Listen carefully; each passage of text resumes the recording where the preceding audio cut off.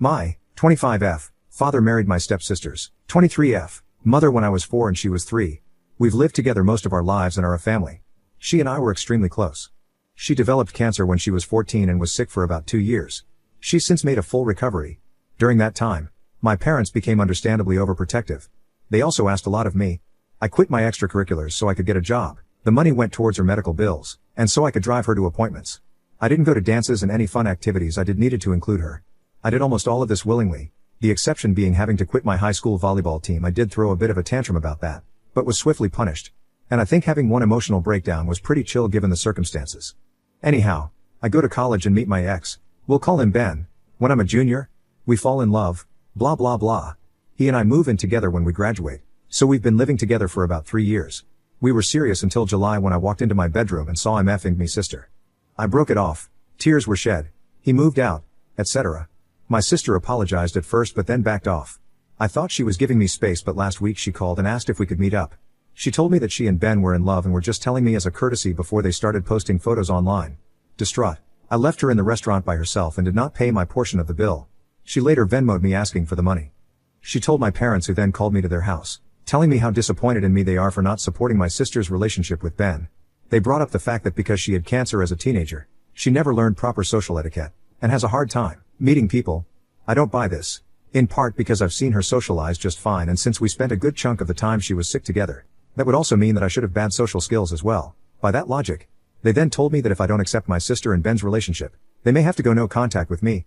I reminded them that I'm also their daughter and they should understand my point of view, but they are adamant that this is about me being jealous of her. For the record, I'm not jealous of her. I'm not upset that Ben picked her over me. I'm sad about the end of the relationship and do feel betrayed, but Lord knows that I don't want to be with a cheater. What I'm upset about is the fact that my sister chose Ben over me, that she slept with Ben knowing he and I were in a long-term, committed relationship, and continues to be with him knowing how much it hurts me. Now no one in my immediate family is talking to me and I'm getting messages from aunts and uncles and cousins telling me that I'm an asshole and a selfish bitch. Edit. Thank you everyone so much for your comments. This has gotten more attention than I expected and I'm having trouble keeping up. So if I don't say thank you, then thank you. I've been given a lot of food for thought. TBH, while I've had moments where I've been resentful or upset about my teenage years, I've always thought that I did the right thing for my sister and for my family. And that time wasn't all miserable. I was very close to my sister and we made things as fun as we could. But I didn't think of it as an abdication of my parents' responsibilities or that they were doing wrong by me, which many of you pointed out. I definitely have a lot to think about. Thank you again for making me feel less crazy about all of this. Update, sometimes you can only laugh. Just got off of the phone with my cousin who saw this post and said he could explain a few things. I asked him why he was on Reddit instead of school. He asked me why I was on Reddit instead of work, and I said touché. He told me that after my conversation with my mom, she went to his house and talked to my aunt. And here's the deal. Turns out my sister is not only in a relationship with Ben but 4 months pregnant, which means she and Ben were effing for longer than I had even guessed. Apparently my parents are so adamant that I forgive her because I'm already ruining their experience of their first grandchild. That's right, I'm less important than my stepmom posting ultrasounds to Facebook. This is where we're at. Anyhow, I called out of work sick the rest of the day and I'm going to drink a lot of alcohol. Like, a lot of alcohol. And then start thinking about what the fuck I'm going to do. Update, am I the jerk for not accepting my sister's relationship with my ex despite her having cancer as a teenager? October 6, 2021. I was asked for an update and thus, here I am. 2 things to clarify before I update. I didn't have a shitty childhood. The favoritism started when my sister was diagnosed. I moved out soon after and have been pretty independent since then. Not saying that how my parents treated me during those years were a-okay, but I wasn't Cinderella. I did not drink myself into oblivion. I had 2 white wine spritzers. But I appreciate the concern from folks. Anyhow, the update. I got in touch with my sister and asked her to meet up again at a park, no bill involved. I asked her if she was pregnant and she told me the truth. She said she wanted us to still be in each other's lives and that she wanted me to be in her babies. A Redditor, and I forget who, I'm sorry, mentioned that she may ask me to be the godmother and that person was correct. But as many of you pointed out, if I didn't cut her off, I'd just become her bank and daycare employee. So I told her I could no longer be in her life. And I left her crying on a park bench and felt like the shittiest person in the world. I emailed my parents and told them how betrayed I felt and that I'd be cutting off contact with them. To my stepmom's credit, she apologized. She explained that she never thought my sister would live to have kids and that she let her emotion over that get the better of her. Understandable. My dad said nothing, which is honestly what sucked the worst about all of this. Ben tried messaging me from a burner account for the first time since the breakup, but I blocked him without reading it. I didn't go nuclear and post the story to Facebook as some suggested, but I sent an email to the extended family members who I care about. I explained the situation and how I'd be distancing myself from my family. Some have made it an us versus them situation, and as much as I appreciate the support, feeling like I'm in some valiant battle just makes me more tired. So I haven't been talking to much of anyone in my family. I feel lonely and crappy, but I think I made the right decision. Anyhow, not the most exciting update in the world, but hopefully everyone knows that I'm not dead. I do really appreciate the support I've gotten. It made me smile during a really shitty time. And hey, if anyone in the greater Boston area wants an extra guest at Thanksgiving, let me know. People wanted an update? November 24th, 2021. Hi. Some people were interested in an update, so I am spending Thanksgiving with a friend and her family, so I won't be alone. Thanks to everyone who offered to host me, it was so sweet. I'm still not in touch with my family, but I know that Ben and my sister are having problems. I know this because he showed up at my place and cried for 3 hours. I'm going to go to New Mexico in April. Planning is underway. Happy Thanksgiving to those who celebrate. I think my 26F, old ex, 26M, sabotaged my relationship with my new ex, 27M, January 1st, 2022. To make a long story short, my 26F breakup last summer with EX1, 26M, was volcanic. He's now expecting a baby with my stepsister within the next 6 weeks or so. Since I found out about the pregnancy, he's tried to get in touch with me 6 times through email/text/burner accounts, has tried to get mutual friends to talk to me for him, and showed up to my place once. The latter was the only time I humored him. He told me he was sorry. He loves me. He doesn't want to be with my stepsister and wants to get back together with me. I told him tough titties. He made his bed and now he's got to lay in it with her. I haven't dated much since July because of my life's implosion, but in November a friend from college messaged me out of the blue. We hadn't talked in a long time. He, 27M, referred to as EX2 for the rest of the post, and EX1 were good friends but had a falling out over something fantasy football related the year after we graduated, and I stopped talking to him out of solidarity, or whatever. Anyhow, we go on a date. We click. We go on a few more dates. We become exclusive in early December. I was feeling really hopeful about this until this morning. I was supposed to meet EX2 at a New Year's party last night. He got there before I left the house and texted me saying that EX1 was at the party and asked whether I still wanted to come. I declined and went to another friend's house and have a pretty good time. I tried calling EX2 at midnight but he didn't pick up. I didn't think much about it. Anyhow, I go to bed late and when I wake up this morning, I have a message from EX2 saying we're done. I couldn't even respond because he blocked me everywhere. I talked to a friend who was at the party the exes were at last night and he said the two of them had spent a good chunk of time chatting with each other but he didn't know what they were talking about. I'm not close with anyone else who was at the party so I don't really have anyone else to ask. Like okay, it was a 2-month-old relationship. I'm sad but I'm not bereft. But the paranoid part of my mind is really concerned that EX1 said something that resulted in EX2 becoming EX2. EX2 has made it abundantly apparent that he doesn't want to talk to me again and I don't want to push that boundary. But I'm so confused. I could contact EX1 but I get the feeling that will open a floodgate of drama. I could also try talking to other mutual friends to see if they've heard anything, but I also don't really want to spread this as a rumor if it wasn't true. I don't know. I'm at a loss. Any advice here? I'm spiraling thinking that my ex is going to try to ruin every relationship I have for the rest of my life. I'm beginning to think that there's something wrong with me. January 16th, 2022. My last 2 partners have cheated on me. The first was a very serious relationship. We lived together, we talked about marriage and buying a house. He even took 2 pictures of us as kids and photoshopped them together to show what our kids might look like one day. The result was terrifying but hilarious and I had it as the background of my phone for a month. I walked in on him sleeping with my stepsister.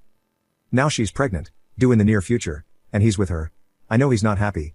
I know he regrets what he did. I know that he loved me. And none of that stopped him from effing me stepsister in our bed. I've spent so long now being upset at her and writing him off as just a bad decision that I wasted time on, but now I find myself mourning what we had. My stepsister and I grew up together and have loved each other most of our lives, so it felt like that was the betrayal. But he and I chose each other. Out of all the people on the earth, we looked each other in the eyes, committed to each other, and made the promise to stay faithful. And he lied. And he lied and he lied and he lied. And he let me go on loving him while he lied. And then a few months ago another guy comes into my life and for the first time in ages I felt hopeful. I thought to myself that maybe I could actually move on and live my life. I wasn't in love with him but he was the kind of man I thought I could fall in love with. We were exclusive for about a month. Before we made the decision to be exclusive, I told him everything that had happened with my first ex and told him that I could never be with another cheater. I wake up on New Year's Day to a text saying we're done. When I tried getting in touch, I found out he'd blocked me everywhere. Turns out, he met someone at a New Year's party, and hooked up with her. Instead of telling me, he just blocked me everywhere and sent a lackey to message me a few weeks later with a real story and a half-assed apology. I want to be angry and maybe a part of me is. But as I'm sitting here, I'm just thinking. What if it's me? What if I'm just not lovable? What if it's never going to happen for me? The thing is, I've been a pretty confident person. I went through bullshit as a kid but I got through it and grew stronger. I'm pretty good looking, though I've admittedly put on a little weight in the past couple weeks. I've been told that I'm fun. I hold down a good job and make decent money. I also live my life according to my values. I've always put my family and partner first because that's just how I believed it should be done. And I thought that I would be prioritized in turn. I've lost most of my family because they'd rather have my stepsister's baby in their life than me. My friends have been fair weather, for the most part, and I know that I'm a laughingstock in my friend group, as much as they pretend to pity me to my face. I feel the little spark I've always had fading. I don't chime in on conversations anymore. I've stopped putting on cute clothes when I go out. I don't plan anything, so I don't have anything to be disappointed about. Soon I'll be the same age as my mom was when she died. I never knew her, but I've always loved her, thinking of her watching over me. I don't remember the funeral, but it was one of those funerals where there wasn't a dry eye in the house. She lit up a room. People tell me she was a good woman. In my worst moments, I wonder what it would be like if I died right now. Would anyone cry? Would anyone care? Would anyone even come? Anyhow, sorry for writing a novella. Just not sure what to do anymore and who to talk to. If you read all this, thank you. Update-ish May 30th, 2022. Hello folks. I thought that things on the internet died after a couple days, so color me surprised when I still get requests for updates on the regular. Long story short, I don't have much to update. I didn't end up going to New Mexico because I, conveniently, got COVID the week before I was supposed to go. The baby was had, but I have had no contact with the baby or their parents. I've done a pretty good job of insulating myself from news about them / the rest of my family. My life is pretty much the same as it was. So, sorry to the folks who are hoping I have some kind of happy ending to slap onto all of this. Things are improving just because time barrels on and you can grow numb to most anything given enough time and distance. But I have had no grand revelations, have not met the love of my life, nor had elaborate revenge on those who have wronged me. I am going to Europe for the first time in October, though. So that's exciting. I will say this, while I appreciate the solidarity and sometimes colorful language used to describe my sister and Ben in my DMs, I wholeheartedly ask everyone reading this not to waste their energy on hating them.